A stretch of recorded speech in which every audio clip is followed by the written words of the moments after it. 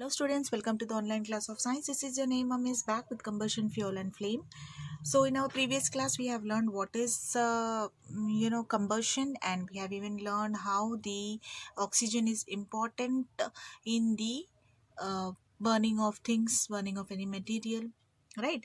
So in today's class we will learn about the ignition temperature. So what is ignition temperature? See, usually we burn a candle, okay, and with this candle we will use a candle, right? And with this candle we will even burn the, so this we are burning the candle, right? We burn the candle, and with this candle we even burn the paper, right? We even burn the paper. But without using candle, can you burn the paper? Is it possible? No, it is possible. It is possible. Without using candle we can burn the paper. Not on stove. Not on stove. We are not using matchstick also. We are burning the paper with the help of, can you guess? We are burning a paper with the help of sun rays. Okay, we are using sun rays to burn the paper. Now you will say, Miss, how is it possible to burn the paper with the sun rays? Yes, it is possible. When on a sunny day you go out, we focus the sun rays on a piece of paper using the magnifying lens. What is the important thing that we are using? We are using magnifying lens. Okay, we are using the magnifying lens and we are burning the paper. Okay, what we are doing, we are just taking the magnifying lens, we are keeping the paper, we are just keeping the magnifying lens, we are touching the spot after some time. Okay, uh, so if you touch the spot after some time, how do you feel? You will feel it is hot. You must have heard about the people in ancient times rubbing piece of stones touched together produces sparkles. Even now also, when you just take two pieces of stones and you just rub it toward to each other, you will see that the sparkles will be coming out. Okay, that sparkles they used to burn the sticks. Okay, they used to burn the sticks or the stove, and they used to enlighten, right? They used to enlighten, they used to take the heat of these sticks, right? So if you rub the stones together hardly and touch them, you will feel hot. Okay, when you rub the stones and you rub and you touch the stone, you will feel hot. Then now you can recall some of your experiments, like if I say, I have even said in my previous classes, if you take small seeds of tamarind or castor seeds, when you rub on the stone and you touch on your hand, you will feel that it is hot, right? Similar examples we have a lot, right? So like that. And when you rub the matchstick on the side of the matchbox to burn it, what is happening? When you rub the matchstick on the side of the matchbox, due to the friction between the matchstick and the matchbox, it produces matchstick to burn the light, right? So why do we use paper or kerosene oil to start fire in the wood or coal? When we burn the coal or when we burn the wood, you see that we use kerosene or we use paper. Why do you think so? Paper or kerosene oil has low ignition temperature. What do they have? They have very low ignition temperature. So what they do, they use it to burn the coal and wood. So now we are saying that ignition temperature. What is this ignition temperature? Okay, what is this ignition temperature? We will learn that. based on this all above experiments, whatever I said that regarding the uh, paper, or this paper and the candle, and regarding the sunlight and the paper burning, okay, and the coal, and the rest of the like matchstick, I said, like I have said, that rubbing of two stones, these all things, we conclude that a combustible substance has to be initially heated to catch the fire or burn. That means when you are keeping this magnified lens, you see that the paper, when these rays pass through the magnified lens to this paper, you see that the paper gets hot first. Okay, when it gets hot, after sometimes the paper starts burning.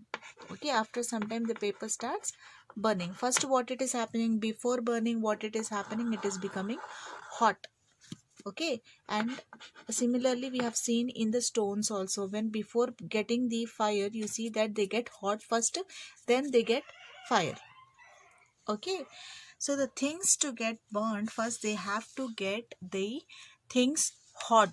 Okay, they must become hot first, then only they'll give the fire.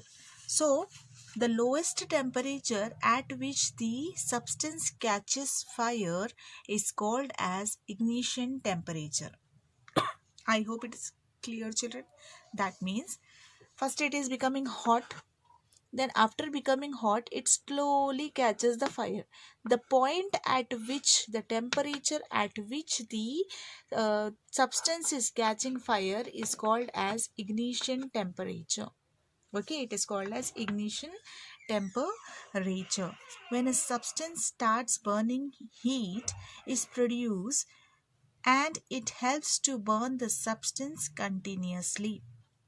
The ignition temperature is different for the different substances, because as we know, all the substances are not same. Similarly, the ignition temperature also is not same for all the substances, so it is different for different substances. The ignition temperature of a substance decide the quickness of catching fire.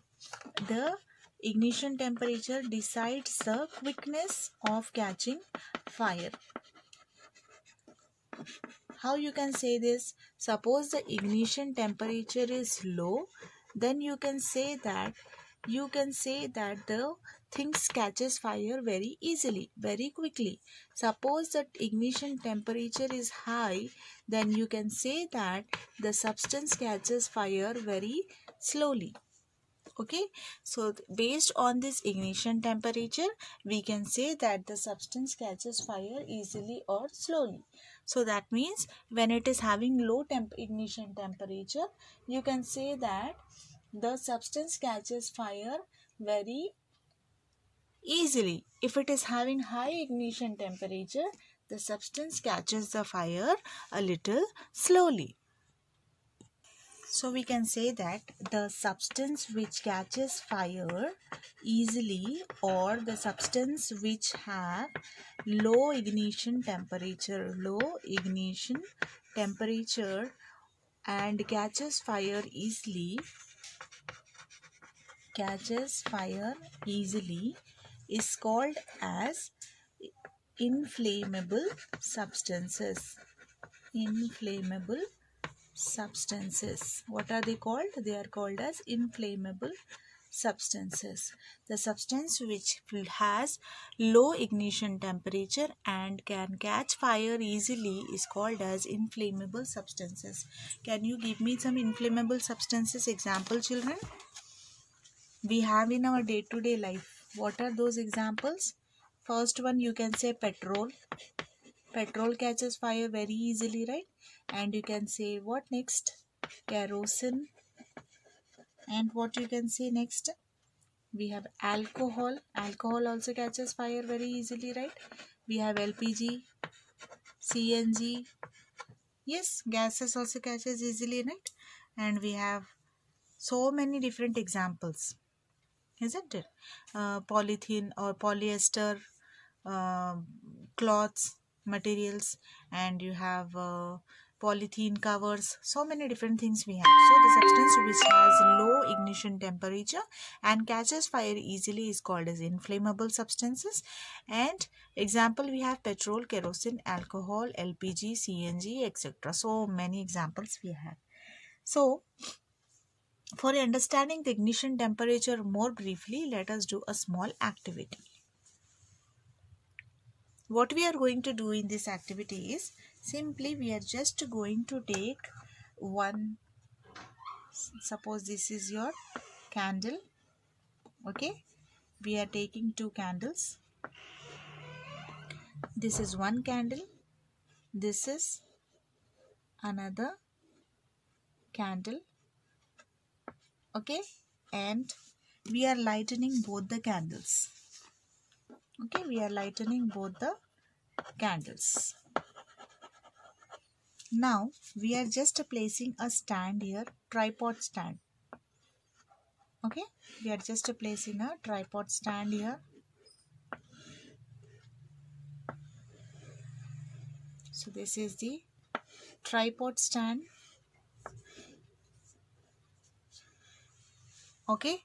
On in this tripod stand we are placing the paper cups. We have disposable cups now, we have disposable cups, right? So we are going to place those disposable cups here like this, okay. And in this disposable cup, one of the disposable cup, we are going to fill it with water. We are going to fill it with water. So we are filling this cup with water. So this one of the paper disposable cup is filled with water and second is not filled with water. So now what we are doing, we are heating it, right? When we are heating these both cups, what is going to happen, we will learn that. So do you think which cup will burn first? Which cup will burn first?